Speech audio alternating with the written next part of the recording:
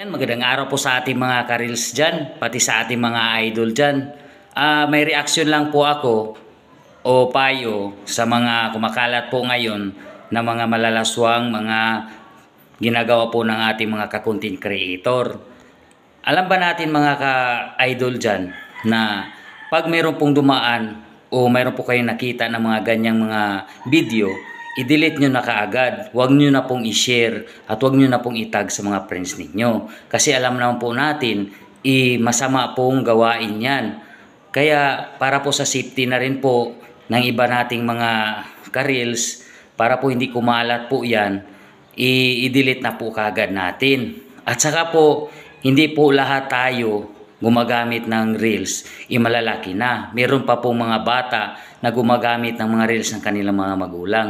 Iba ka po gayahin po niyan, tayo rin po ang may kasalanan. At payo ko lang po sa mga tao na gumagawa ng ganyan, huwag nyo na pong sirain yung sarili ninyo, huwag nyo na pong ipahiya yung mga kapamilya ninyo, at isa pa, huwag na huwag po ninyong sirain yung pagkatao ninyo. At huwag niyong ilagay sa panganib yung buhay ninyo. Ayan po, sana po magkaroon po tayo ng mga reels na magaganda. Huwag po yung mga kabastusan na yan.